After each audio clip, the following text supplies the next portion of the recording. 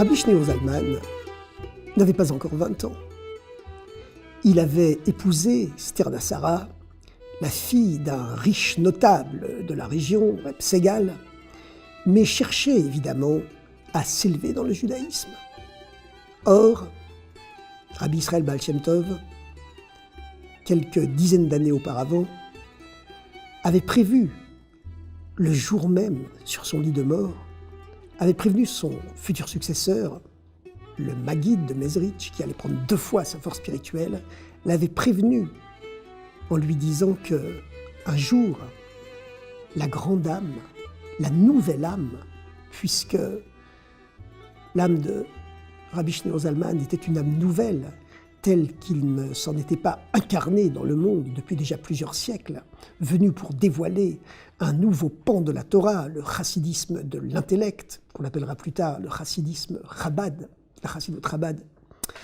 Eh bien, Rabbi Israël Baal Shem Tov avait prévenu le Maguide qu'un jour, Rabbi Shneur Zalman viendrait. Shneur Zalman avait moins de 20 ans, et cette prédiction s'accomplit sur lui. Il hésitait pourtant. Il hésitait entre les 2 pôles sur lesquels se fixait à l'époque tout le judaïsme européen. Il y avait d'un côté Vilna, la capitale lituanienne, la capitale de l'étude rationnelle, logique, du Talmud, de la loi juive. Et puis il y avait Mezrich, la capitale de la mystique et des secrets de la Torah.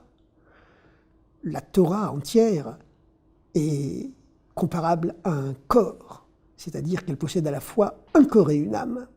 Le corps, c'est la dimension extérieure, la dimension logique, rationnelle, juridique, législative, le Talmud et les codes de loi. L'âme de la Torah, c'est la Kabbale, ce code secret mystérieux qui en traduit le sens profond.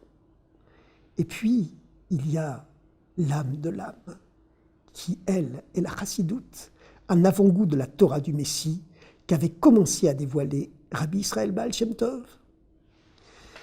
Les chassidim, certainement, étaient de grands maîtres du Talmud, de la dimension logique et rationnelle, du corps de la Torah, mais ils mettaient beaucoup plus l'accent sur la recherche spirituelle, la quête de Dieu et la prière.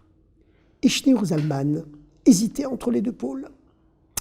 Finalement, il opta pour Mezrich, le successeur du Baal Shem Tov. Il s'expliqua plus tard. Étudier, je savais un petit peu. En réalité, à l'âge de 30 ans, là, Shneur Zalman en avait encore moins de 20, mais à l'âge de 30 ans, il aurait déjà étudié 16 fois, à 16 reprises, l'ensemble du Talmud. Donc, bien qu'il n'avait pas encore 20 ans, il l'avait déjà maîtrisé plusieurs fois. C'était également un grand maître déjà de la dimension législative de ce fameux corps de la Torah. Mais dans toute sa modestie, il avait simplement expliqué son choix d'aller à Mezrich plutôt qu'à Vilna en disant « Étudier, je savais un peu.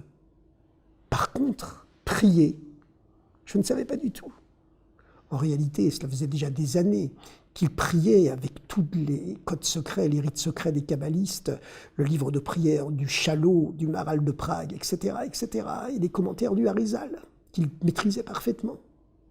Mais cependant, c'était la recherche intérieure qui l'attirait et le fascinait. Et puis son âme était destinée à aller chez le Maguide de Mezrich, comme l'avait prévu le Baal Shem Tov. Il partit avec son frère, son jeune frère Yehuda Leib, après avoir cependant demandé la permission à son épouse Sarah. Ce n'était pas n'importe quoi. Rabbi Shneur Zalman allait quitter le domicile conjugal pour 18 mois, 1 an et demi. La jeune femme, pourtant, se laissa convaincre. Si seulement cela t'aide à réaliser tes vœux spirituels, j'en profiterai moi aussi, dit-elle, puisqu'on est tous les 2 boîtiers de la même âme. Et c'est ainsi que Shneur Zalman partit pour Mezrich, accompagné de son frère. Son frère, cependant, n'avait pas, lui, demandé l'autorisation à son épouse. Dès qu'ils eurent quitté la ville de Liozna, une roue du carrosse se brisa. Schneur Zalman se tourna vers son jeune frère et lui dit « Il semble du ciel que tu n'aies pas besoin de ce voyage. Il vaudrait mieux que tu rentres chez toi. » Yehuda Leib l'écouta, fit demi-tour, et Schneur Zalman sauta de la calèche et partit seul, à pied, pour Mézérich, où il arriva quelques semaines plus tard. Lorsque Rabbi Schneur Zalman arriva à Mézérich, il fut totalement déstabilisé par l'atmosphère qui y régnait. Lui, ayant vécu, passé toute son enfance, son adolescence, dans les milieux rationnels et logiques de la grande intelligentsia lituanienne, était totalement pris au dépourvu par cette atmosphère de mysticisme qui régnait dans la yeshiva du Maguid de Mézérich. Les chassidim, les disciples du Maguid, ils étaient 120 disciples, le double de ceux qu'avait connu le Baal Shem Tov. C'est une des raisons pour laquelle on dit que le Maguid avait pris 2 fois la force spirituelle du Baal Shem, comme le prophète Élie, qui avait ressuscité 1 fois un mort et qui avait béni son disciple Élisée Elisha en lui disant qu'il prendrait effectivement le double de sa force spirituelle. Et Élisée Elisha, plus tard, ressuscita 2 fois un mort. Évidemment, les miracles ne sont qu'une dimension superficielle, très superficielle du chassidisme.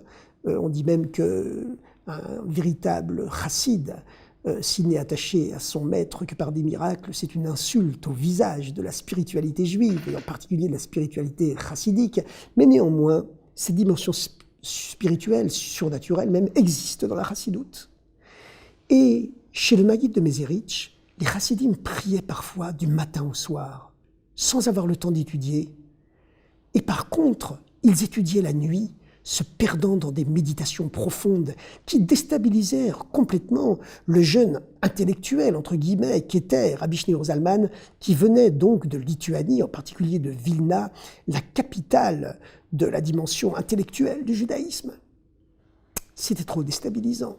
Il décida de partir. Mais du ciel, le Baal Shem Tov veillait sur lui. Il était destiné à dévoiler une nouvelle dimension du chassidisme, celle du chassidisme de l'esprit. Et comme par hasard, mais nous savons que dans le judaïsme, il n'existe pas de hasard, il avait oublié quelque chose à Mézérich. Il retourna donc sur ses pas. Lorsqu'il rentra dans la salle de la yeshiva, le spectacle le stupéfiait.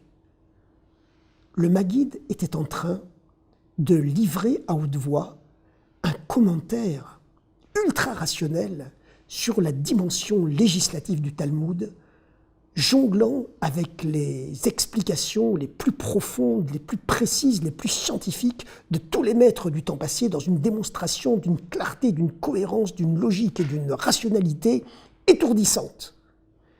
Cette dimension rationnelle, intellectuelle, fascina Schneur Zalman. C'est cela dont il avait besoin. Lui qui avait été habitué dès son plus jeune âge à cette dimension justement ultra-logique et rationnelle du Talmud, telle qu'on la vivait dans les hauts lieux du judaïsme de Vilna, autour du Grand Gaon. Il décida de rester.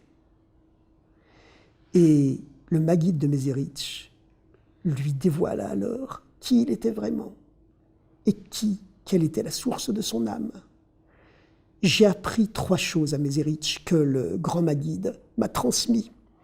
Dit plus tard Schneur Zalman, il me délivra le secret de l'identité profonde de mon âme, que mon âme venait du monde supérieur, le monde du feu, de la perfection absolue, le monde du dévoilement de Dieu, le fameux monde de Hatzilut.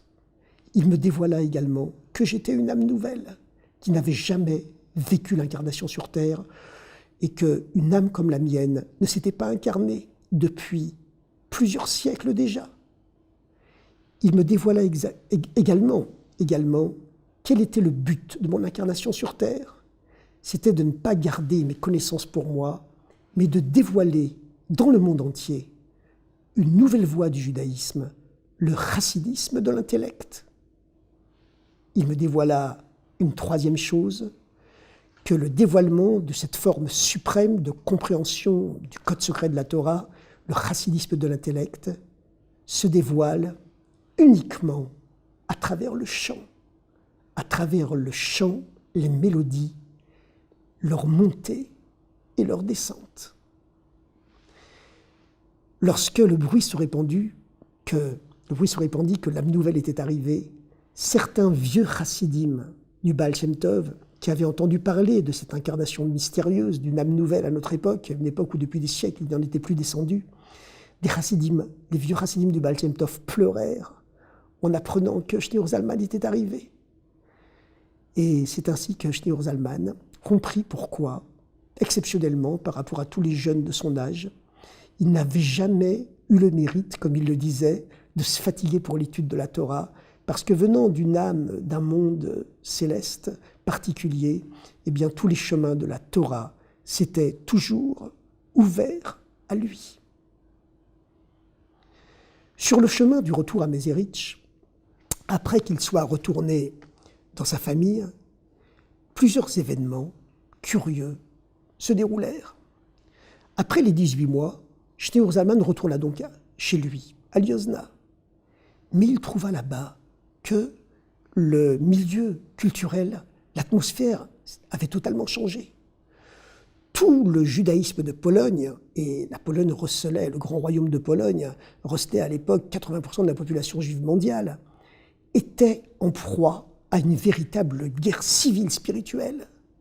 Le chassidisme, on en était déjà à la 2e génération, cela faisait déjà plusieurs dizaines d'années que le Baal Shem Tov avait commencé à dévoiler son message. Le dévoilement du chassidisme avait suscité une véritable guerre civile spirituelle. Beaucoup de grands rabbinim, beaucoup de grands maîtres, notamment le grand Gaon de Vilna, se sentaient menacés dans leur orthodoxie juive par cette dimension révolutionnaire de la chassidoute, ce dévoilement à tous les juifs du monde, même les analphabètes, des secrets les plus profonds de la Torah, eh bien cela semblait cette démocratisation totale de ce qui avait été toujours au cours des siècles un jardin sacré et un jardin secret. Cela leur semblait une hérésie. En plus, l'accent que la chassidoute mettait sur la joie, sur la danse, leur paraissait également suspect. Cela faisait à peine un siècle que le faux messianisme, l'hérésie du faux messie Shabtai Tzvi avait semé de terribles troubles dans le judaïsme mondial, et les grands maîtres du judaïsme avaient terriblement peur qu'un phénomène pareil se reproduise à travers le chassidisme. C'est la raison pour laquelle les populations juives d'Europe de l'Est s'étaient divisées en deux camps, les chassidim et leurs opposants. Le terme de chassid, d'ailleurs, qui est un terme très honorifique datant de plusieurs milliers d'années dans le judaïsme, ce ne sont pas les chassidim eux-mêmes qui se l'étaient donné à eux-mêmes. Ça leur venait de leurs opposants.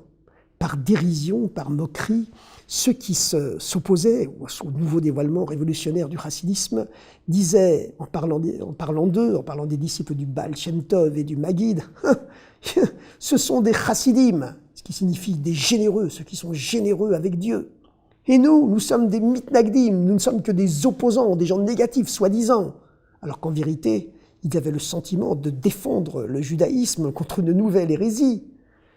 Eh bien, ces deux noms que eux-mêmes, les opposants au chassidisme, s'étaient donnés, ces deux noms demeurèrent. Les chassidim furent nommés, ils restent toujours nommés jusqu'à nos jours, des chassidim, des hommes qui se donnent généreusement à Dieu et à l'amour d'autrui également, tandis que le titre de mitnagdim, des gens qui sont plus ou moins négatifs, qui sont des opposants, c'est un nom, un titre qui est également resté dans le peuple juif, bien qu'aujourd'hui, toutes ces choses-là nous paraissent anciennes, dépassées et certes désuètes, mais c'était ainsi auparavant. N'oublions pas que 800 ans avant l'avènement de la chassidoute, eh bien, les livres du grand Maïmonide, les livres du grand Rambam avaient été brûlés en public par certains maîtres du judaïsme dans le sud de la France et même à Paris. Malheureusement, de tels phénomènes ont toujours existé dans le judaïsme. La Torah est parfaite, mais elle a été donnée à des hommes qui, eux, malheureusement, ne le sont pas toujours. Et on raconte sur cette opposition au chassidisme, et en particulier l'opposition du Gaon de Vilna, qui était une sommité absolue du judaïsme, et qui s'opposa quand même de toutes ses forces à ce qu'il suspectait à l'époque être un faux messianisme. Eh bien, on raconte qu'en réalité, le Gaon de Vilna était lui-même une très grande âme, mais que une loi existe dans ce monde, c'est que tout phénomène ne peut se développer que s'il suscite même une opposition. C'est ainsi que, c'est la fameuse métaphore du Talmud, que si l'on plante des graines de blé en terre et qu'elles n'ont pas pourri, aucun épi ne pourra germer. Lorsque le paysan va inspecter ces graines qu'il a semées quelques semaines plus tôt, certaines graines sont restées entières, elles restent magnifiques et brillantes sous la terre, eh bien, elles ne germeront jamais. Alors que celles qui ont pourri en terre, ce sont elles qui formeront de magnifiques épis de blé. C'est ainsi dans le tribunal céleste, lorsque fut décidé dans le ciel qu'il fallait commencer une nouvelle ère pour préparer l'avènement messianique en dévoilant les secrets de la Torah par l'intermédiaire de la chassidoute, du chassidisme, on demanda quelle était la grande âme qui accepterait de se sacrifier pour s'opposer à la chassidoute et lui permettre ainsi de mieux germer, de mieux s'épanouir. Et ce fut la grande âme du Gaon de Vilna, une âme tellement haute, tellement grande, qu'elle seule pouvait s'opposer à cette dimension pré-messianique du dévoilement de la chassidoute.